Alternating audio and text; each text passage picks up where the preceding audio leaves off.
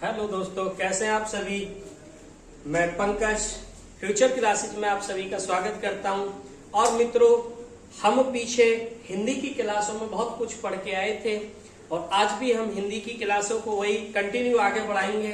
और आप जानते हैं मौसम बड़ा रंगीन है, बरसाती मौसम है, जुलाई का महीना है, मानसून आ चुके हैं, बरसात अच्छी हो रही है। कभी बरसात होती है, कभी बंद होती है, कभी गर्मी बनती है, कभी सर्दी बनती है। तो उसका एंजॉय लेने के साथ साथ हम हिंदी को उस एंजॉय के साथ पढ़ेंगे, जिस एंजॉय के साथ, एक मस्ती के साथ हमें पढ़ना चाहिए। और हम हिंदी को बहुत डिफिकल्ट समझते हैं, कठिन समझते हैं। तो मेरा मानना है मित्रों, पीछे की क्लास में जो हमने पर्यायवाची टॉपिक किया था, उस पर्यायवाची की क्लास को पुनः देखना, गौर से देखना, और उस पर्यायवाची को अगर आप सॉल्व आसानी से करेंगे तो आप यकीन मानना कि हिंदी की जो आगे की क्लासें हैं, चाहे आपकी संज्ञा हो, चाहे आपका समास हो, चाहे आपका कुछ भी टॉपिक हो, बहुत ही अलंकार हो, रस हो, छंद हो, सभी टॉपिकों में हमारा पर्यायवाची महत्वपूर्ण भूमिका निभाता है। तो पर्यायवाची टॉपिक को जिसने भी क्लास को नहीं देखा है, वो हमारा सब्सक्रिप्शन में लिंक है, तो वहां से उस लिंक से आप क्लास को देख सकते हैं।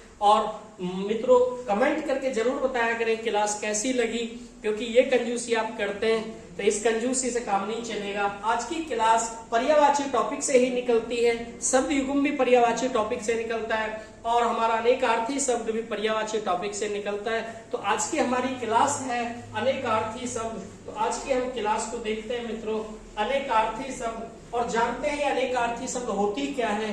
तो अनेकार्थी शब्द का मतलब है अनेक अर्थ देने वाला शब्द। इसका मतलब है कि एक शब्द अनेक अर्थ देता है। तो पर्यायवाची में समान अर्थ होते हैं, प्राय होते हैं, एक शब्द के अनेक सारे अर्थ होते हैं, लेकिन यहाँ एक शब्द बहुत सारे में होता है। तो आप जानेंगे होता क्या है, तो मैं आपको बताता हूँ मित्रों। हमारा जो टॉपिक था वो था सारंग। इसमें जो शब्द आया था पर्यायवाची में, तो सारंग किस किस का पर्यायवाची था, तो वहां हम पढ़ रहे थे पर्यायवाची। और पर्यायवाची में हमने बादल का भी पढ़ा था पर्यायवाची, समुद्र का भी पर्यायवाची पढ़ा था, हमने सूर्य का भी पर्यायवाची पढ़ा था। तो हम वहां पढ़ रहे थे पर्यायवाची। सूर्य का पर्यायवाची सारंग होता है, समुद्र का सारंग होता है और बादल का सारंग होता है। लेकिन यहाँ हम टॉपिक में निकालते हैं जिस जिसका सारंग होता है, हम यहाँ टॉपिक में नाम लिखते हैं सारंग। अब ये सारंग जिस जिसका पर्यायवाची होता है, हम उसके लिख देते हैं सामने। तो सारंग किसका पर्यायवाची था, मोर का, बादल का, समुद्र का, सूर्य का, घोड़ा का, हंस का, बाज का, हिरण का, चंद्रमा का, कोयल का, सोना का और कामदेव का। इतने सारे शब्दों का पर्यायवाची सारंग होता है। लेकिन सारंग के अनेकार्थी शब्द क्या हो गए, ये इतने सारे शब्द बन गए सारंग के। तो आपके समझ में शायद, उम्मीद करता हूं आ गया होगा, क्योंकि इनका पर्यायवाची सबका क्या था, सारंग। सारंग क्या था इनका, सबका पर्यायवाची। लेकिन ये शब्द हमने लिख लिया। अब इस शब्द के पर्यायवाची क्या क्या है, ये वाले, तो ये अपोजिट हो जाता है। इसी को अनेक अर्थ देने वाला अनेकार्थी शब्द कह देते हैं। तो ये आता है पेपर में, मुझे उम्मीद है कि शायद समझ में आ गया होगा। तो अब देखते हैं हम मित्रों, समझते हैं। सारंग टॉपिक हमने लिखा, तो सारंग किस किस के अनेक शब्द अर्थ होते हैं, सारंग के अनेक अर्थ, मोर, बादल, समुद्र, सूर्य, घोड़ा, हंस, बाज, हिरण, चंद्रमा, कोयल, सोना और कामदेव। नेक्स्ट है द्विज। द्विज के अनेकार्थी शब्द अर्थात द्विज किस किस का पर्यायवाची होता है, तो द्विज का पर्यायवाची हम देखेंगे। अर्थात द्विज किस किस का पर्यायवाची है, तो पक्षी का भी होता है, दांत का होता है, ब्राह्मण का होता है, प्राणी का होता है और चंद्रमा का पर्यायवाची द्विज होता है। लेकिन यहाँ हमने द्विज को टॉपिक बनाया है और ये द्विज किस किस का पर्यायवाची था, पक्षी का, दांत का, ब्राह्मण का, प्राणी का और चंद्रमा का। तो मित्रों, ये हमारा पीसीएस के एग्जाम में भी आया हुआ है, बड़ा इंपॉर्टेंट है। द्विज का मतलब होता है दो बार जन्म लेने वाला।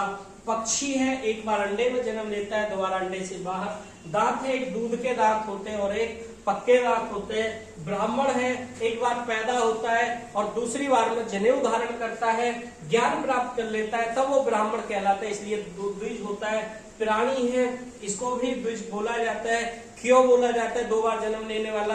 क्योंकि व्यक्ति मर जाता है और फिर वो पुनः जिंदा होता है, तो मरता है जिंदा होता है, इसीलिए द्विज कहा जाता है। चंद्रमा कभी आधा कभी पूरा, कभी छिपा कभी निकला, तो वो 2 बार जन्म था, इसीलिए कहा जाता है। नेक्स्ट शब्द है हमारा हैम। हैम के अनेक अर्थी शब्द देखते हैं, अर्थात हम देखेंगे कि हैम किस किस का पर्यायवाची होता है। तो किस किस का होता है? देखो, स्वर्ण का भी होता है, केसर का भी होता है, पीला रंग और नाग, इनका पर्यायवाची क्या होता है? हैम होता है। लेकिन हैम को हेडिंग बनाया है और हैम जिस चीज का पर्यायवाची था उसको उसके सामने लिख देंगे। तो स्वर्ण भी होता है, केसर का होता है, पीले रंग का होता है और नाग का होता है। तो यहां से हैम के भी और द्विज, सारंग इंपोर्टेंट है मित्रों, और द्विज भी इंपोर्टेंट है, जितना मैं कहूँ वेरी इंपोर्टेंट, ये दोनों बहुत ही इंपोर्टेंट है। नेक्स्ट है कनक, इंपोर्टेंट, क्योंकि यूपीएसआई ने और यूपी पुलिस ने कई बार रिपीटेड किया है। कनक, सोना, धतूरा आप जानते हैं, और यहां से कनक का मतलब खजूर भी होता है, और कनक का मतलब गेहूं भी होता है, टेसू भी होता है और पिलास भी होता है। बहुत ही इंपोर्टेंट है, ध्यान रखना मित्रों। कनक, सोना, धतूरा, खजूर, गेहूं, टेसू, पिलास, ये कनक के होते हैं अनेकार्थी शब्द। सोने का भी कनक होता है पर्यायवाची, धतूरे का भी कनक पर्यायवाची, खजूर का भी पर्यायवाची कनक होता है, गेहूं का भी पर्यायवाची कनक, टेसू का भी पर्यायवाची कनक होता है, और पिलास का भी पर्यायवाची कनक होता है। इसका मतलब कनक को हेडिंग में लिख लिया और जिस जिसका पर्यायवाची होता है उसको उसके सामने लिख दिया, और वही हमारा बन गया अनेकार्थी शब्द। नेक्स्ट है हमारा अर्क। अर्क देखते हैं, अर्क हमारा किसका पर्यायवाची था? सूर्य। तो सूर्य, काढ़ा भी कहा जाता है को, इंद्र का भी होता है, मदार का पौधा। नेक्स्ट है अमृत, इंपोर्टेंट है, वेरी वेरी इंपोर्टेंट, जितना भी कहा जाए उतना इंपोर्टेंट है। अमृत, सुधा, स्वर्ग का भी पर्यायवाची होता है, सुधा का पर्यायवाची होता है।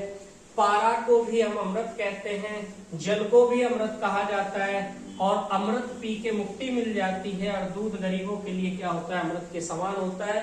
तो मित्रों इंपोर्टेंट है, अमृत का अनेकार्थी, सुधा, स्वर्ग, पारा, जल, मुक्ति, दूध होता है। और नेक्स्ट है हमारा कर।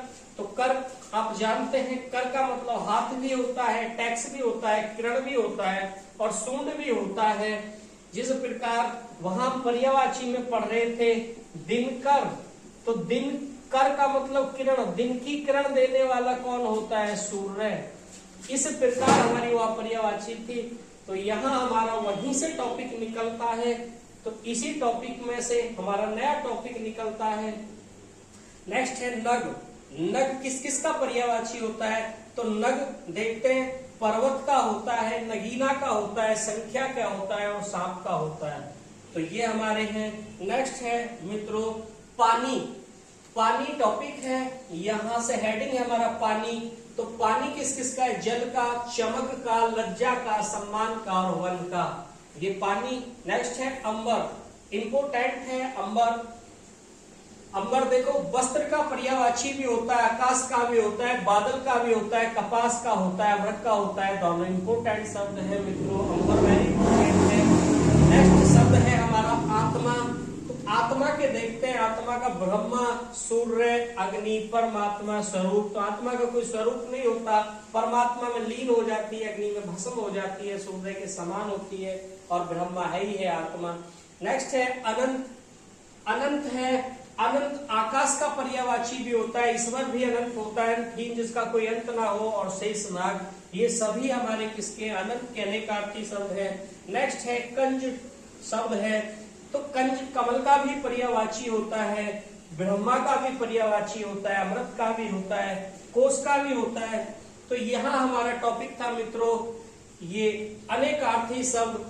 अनेकार्थी शब्द पर्यायवाची में से ही अनेकार्थी शब्द बनता है। मुझे उम्मीद है कि शायद अनेकार्थी शब्द भी समझ में आ गया होगा। यहाँ से भी एक क्वेश्चन आपका पीसीएस एग्जाम में भी आता है, इंपोर्टेंट है, टॉपिक अलग नहीं, लेकिन टॉपिक अलग बनाया जाता है, अनेकार्थी के नाम से बनाया जाता है, होता पर्यायवाची ही है और पर्यायवाची से हमने 2 टॉपिक को क्लियर किया है। और तीसरा टॉपिक भी अगर पर्यायवाची पता है तो हम शब्द युग्म को पर्यायवाची से ही क्लियर करेंगे, तो हमारा पर्यायवाची टॉपिक क्लियर और हमारा ये अनेकार्थी शब्द भी क्लियर।